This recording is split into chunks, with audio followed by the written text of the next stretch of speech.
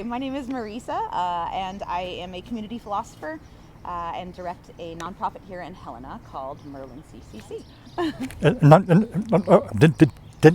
I'm part of my starter. I'm on the D's anyway. I'm Dennis McCahon, and I'm an ex-planner, just a local guy now who's likes to think about urban design and things like that, and forestry and that sort of thing.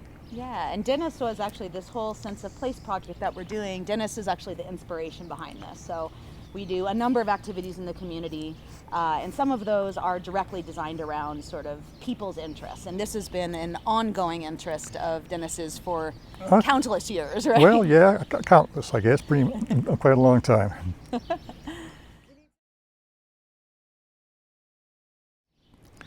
Well, this term sense of place, it's a very popular term, and we use it as if we know what it means, but what does it actually mean? What are we sensing?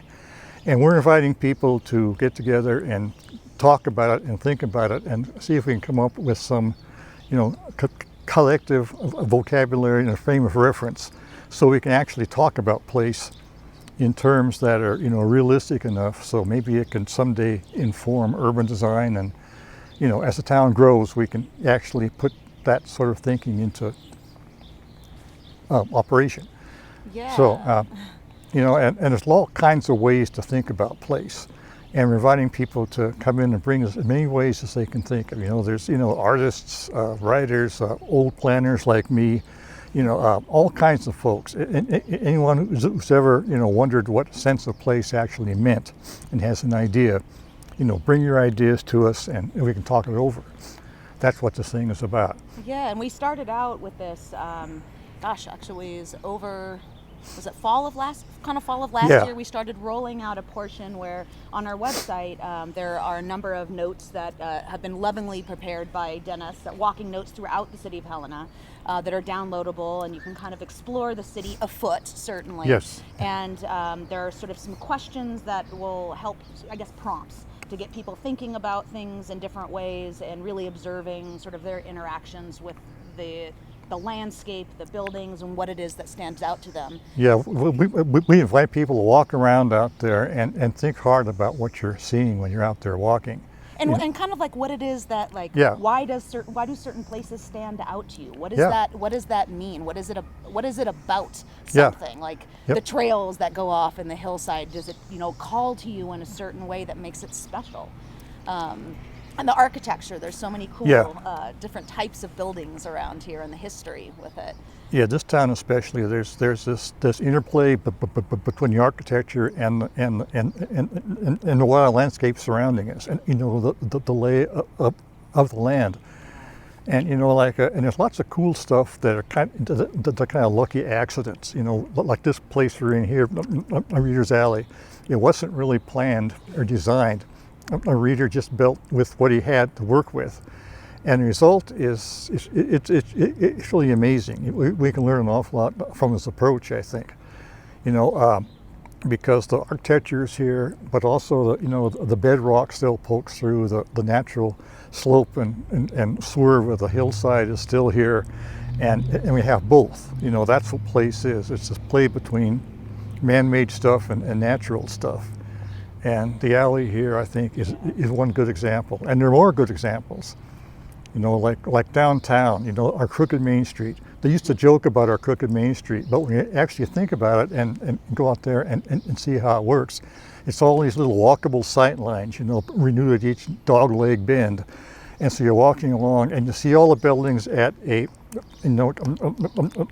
kind of a shallow angle. So you see the facades as you walk along. It's not just a straight shot down a straight street into the distance.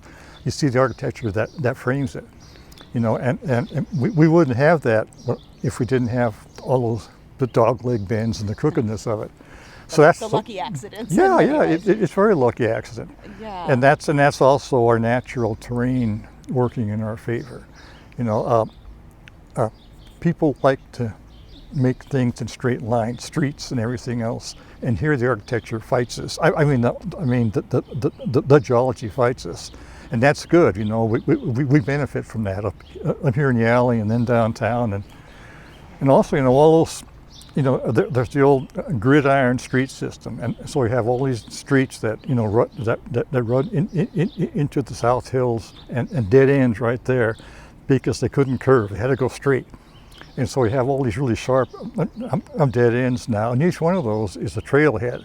You can walk, from 1 minute you're definitely in town, the next minute you're definitely out. And they're really a sharp distinction. And so all those cool old dead ends are, historic artifacts that we have to take care of and enjoy. So, but again, it's the mix of the man-made stuff and the natural stuff, and how there's stubbornness on both sides, and and the standoff gives this, this great place here. Yeah, and so these are some of the things we've certainly been inviting people to kind of come and explore individually, or with their families or whatnot, but just really to explore it and sort of absorb everything. And our next step in fall, September timeframe, we're going to be holding an event. It's a philosophy drive-in, but we'll be looking at a series of short films on specifically about a sense of place, because every place has its own of sense of place, and so being able to sort of examine those, really talk about what is it that stands out to us in those films, and how do they track with our experiences here in Helena. Yep. How do they track with different neighborhoods and communities in Helena, each of which have their own character. Mm-hmm. And I think within those, Dennis had mentioned sort of thinking about preservation and urban development as the city continues to evolve.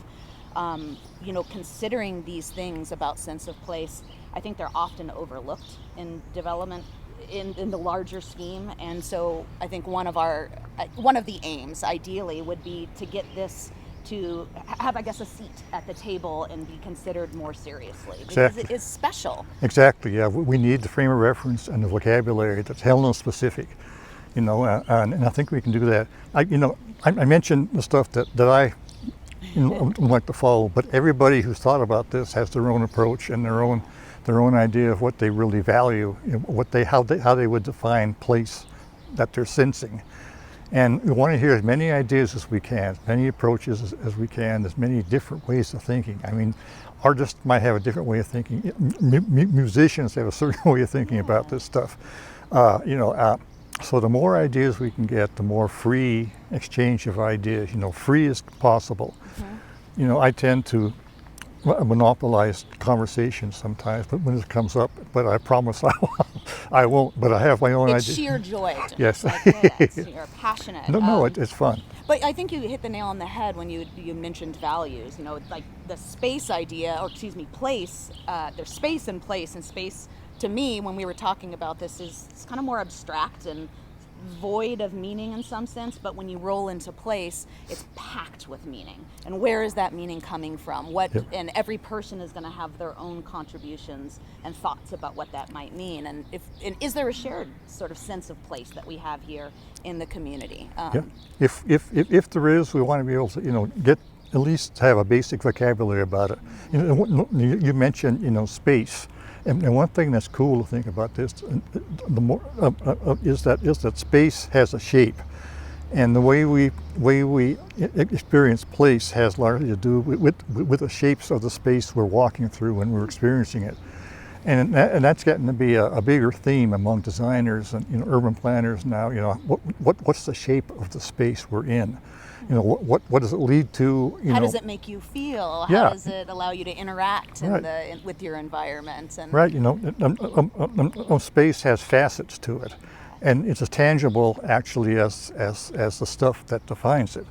So anyway, so that's just one way of thinking about it, and I want to hear as many possible ways as we can. Yeah, and then after that drive-in, when we're sort of looking at various short films, there's one that's from artist perspective in California. Yeah. There's another that's a small podcast from a writer in Florida. So very different sort of spaces, but is there a common theme? Is there something in there that sort of speaks to all of us that then maybe take that and go out and go back into the community, see if anything jumps out. And then from the philosophy standpoint, I think a lot of our hope with this is to be able to engage in I guess, dialogue that would really help to draw out those themes. Yeah, I'd be able to identify common themes and gain some clarity on what it is that when we have this sense, what is that? What does it mean? How does that potentially translate into other areas or not? Just really, really dig in. And philosophy is a great way to help us, just engage in critical, creative thinking and also build community. That's very much what it's about. So. Exactly. But one thing that's cool about Rodney is that it's a scale, and there's such a depth of stuff there. There's 150 years worth of history there, and the pits are still standing, and there's every possible land use, is somehow represented there.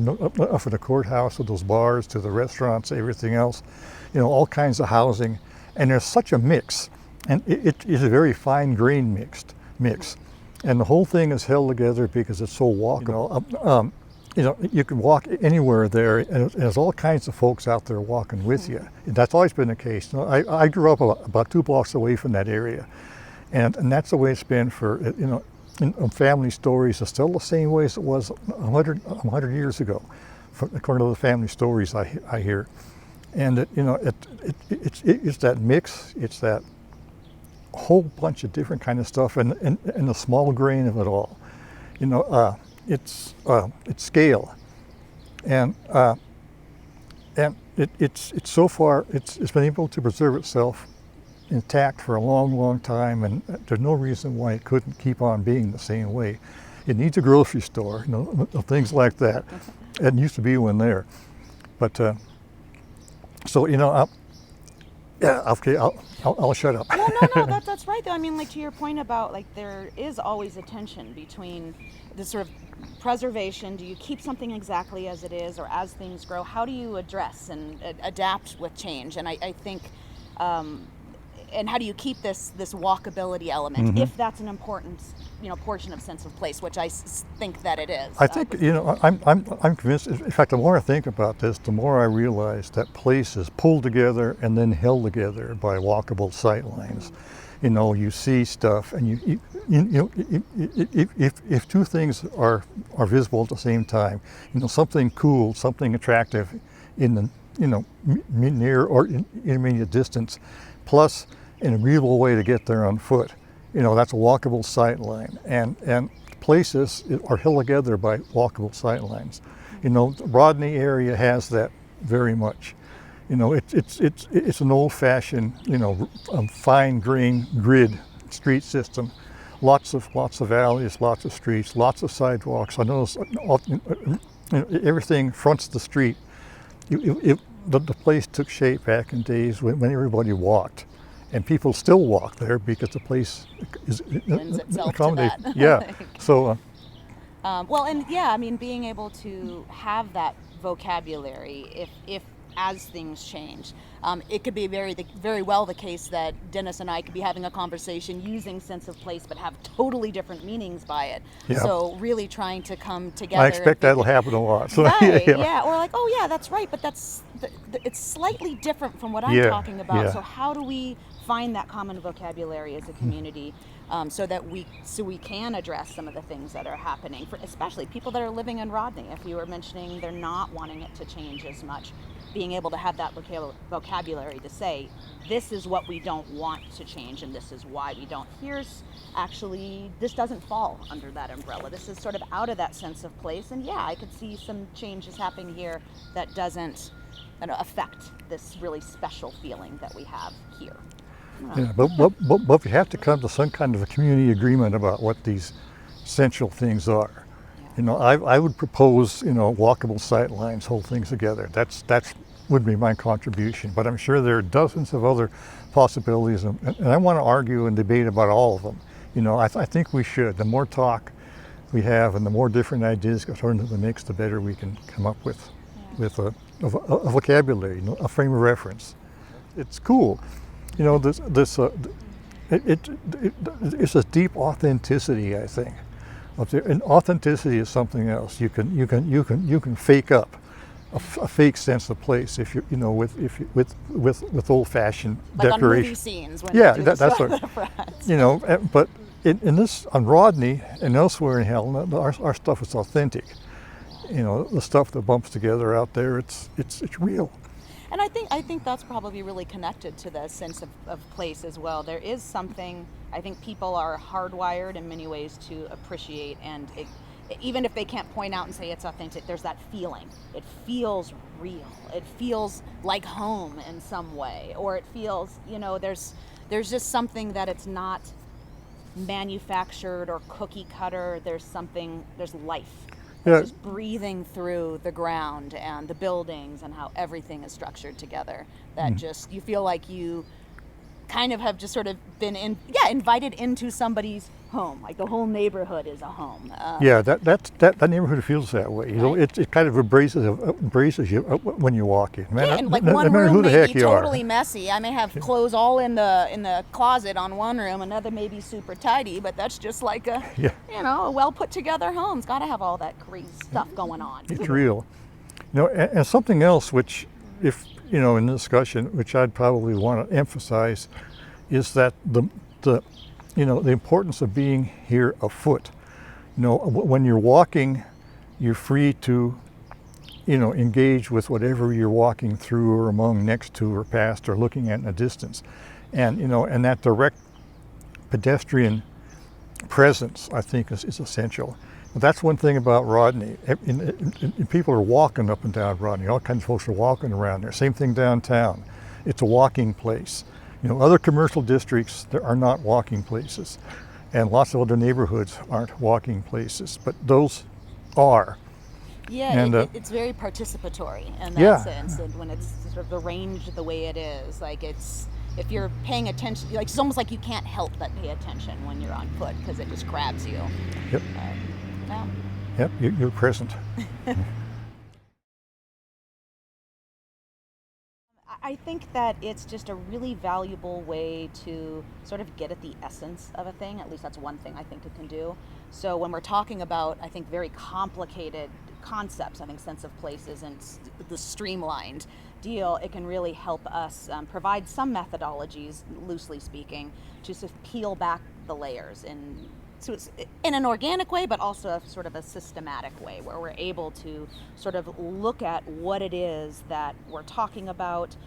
Are we, like, where is the meaning coming from? Is this something that's unique to here or across the board? I think it can really help people sort of dig through the treasure chest, right, of the brain to a certain extent, and put words to something that is more often, or I guess more often than not, are just sort of floating around in the ethereal world, So I think that's one way. And if it's done, like, certainly community philosophy, I think, is wonderful because it's not, or at least the way that I envision community philosophy, there's many ways, it's a conversation amongst people. It's not a lecture, it's not a talking at. It's everyone has something to offer to everyone's philosophers in I think very important ways. Yeah. We all have these deep things that we care about and questions.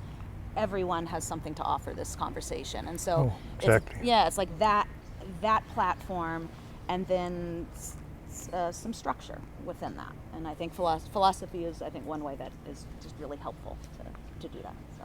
Point that there are all different ways of thinking about place. And the more of these ways we can explore and hear and think about and visit, and the better, the better off we'll be. So we're not, everybody has preconceived ideas. I know I do, and arguments I would want to make. But the point is that everybody has that same right, and if we all get together and share this stuff, we might actually make some progress.